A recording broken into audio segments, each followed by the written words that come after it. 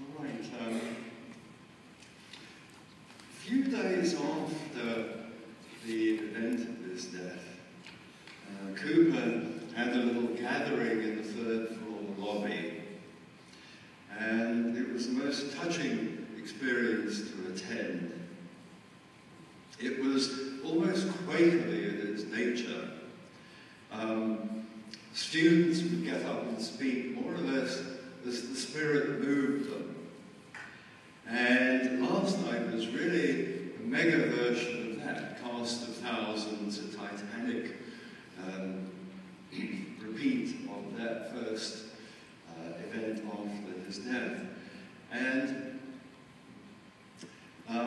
now I realize that the presentation I had prepared related more to what happened last night in that previous event than what should happen today, which is really about looking forward. The event last night, to use that dreadful journalistic cliche, we found closure.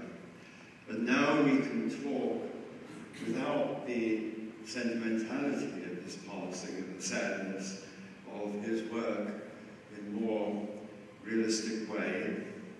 And I have one image I want to show initially, which was part of the previous presentation I prepared. So, I think, oh, that's yours. I think I see.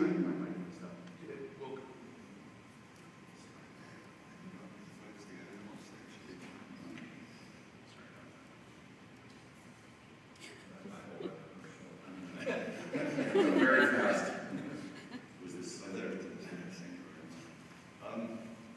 I think Peter Cook showed this image last night. Isn't that right, Peter? Where you are? That's not bad. Yeah. Hello. The place is only on to New York, the first conference of the Research Institute of Experimental Architecture. And we're looking in the main space of a barn. The dramatist person, we can see Lebbeus there in the middle with his back to us. Probably Ken Kruger on the right. Ken Kaplan. Ted Kruger on the left. And I'm not sure, that may have been Neil Denari on the right. Is that you, Neil? On the end. On the end. Ah. Hani Rashid on the left. Gilbert on the far left. And we're talking about architecture, and the event is sanctified by a blob of divine light hovering over the table. The acronym for the Research Institute is a bit unfortunate in that it sounds very much like the word rear. And we do want to think about being in the van rather than the rear. I came up with an alternative title, the Research Institute for the Propagation of Onanistic Fantasies, which, if you think about the acronym, would not do either. Do we get that? Shall I repeat it? The Research Institute for the Propagation of Onanistic Fantasies. So I want to move on to his work. What we have in the image is two copulating frustrations, I think. One is the orange one, and why I show this is some extraordinary ability he had with just a few strokes of the Conte crayon to create an object in its roundness, utterly convincing. Every mark is exactly in the position it needs to be for that to happen.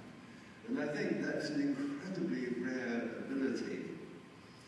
He really did have a magic about him that another sketch, say, with ink, a few ink lines still managed to convey an elegance and a beauty that for myself I know I could never accomplish. I can only work when it's very laboured. George Ranalli, in one of his emails a few days ago, said that it would be very inappropriate at an event like this to show one's own work. But damn it, I'm going to show one drawing of mine because it's so terrible that it never need be seen as competition for Lebbeus's work.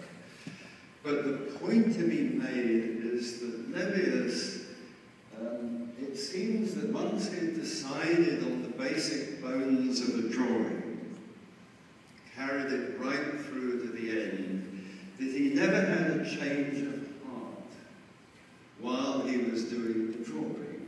And I find that most interesting. You see, I think architects demean illustrators. There's a sort of sense of putting an illustrator down. Well, they just are told what to do, and they make a picture, and it may be beautifully done, but it's still an illustration. I don't find that at all. I think some of Lebbeus's work are amazing illustrations in that everything had been decided beforehand, it seems. The drawing I shall show you when I get round to pressing the button is one in which so many changes of heart and thought have happened that the paper is virtually destroyed as a result. Now, I want to run through maybe the thought processes that we all undergo.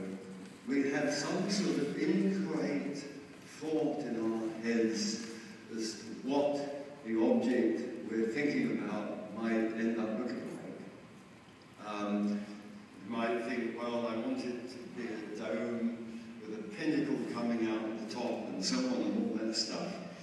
And then we somehow transfer that inchoate image in our brain onto a sheet of paper. We flatten it onto a sheet of paper.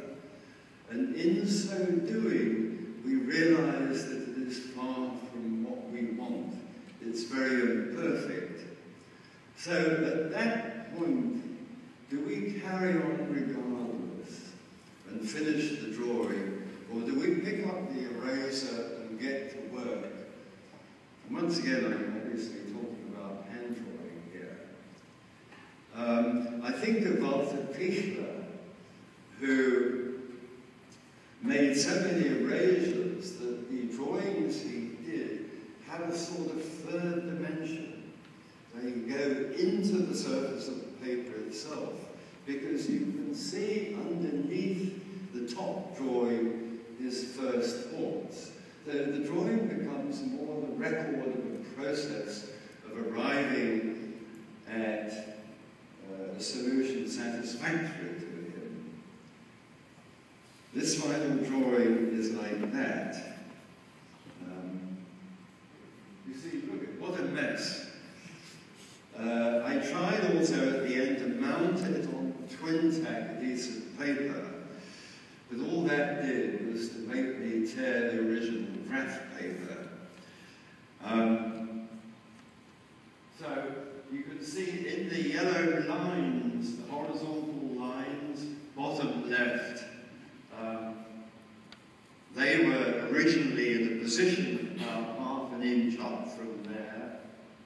A strip of paper had to be added along to the bottom because a new idea came to be of extending the drawing and the image on the drawing.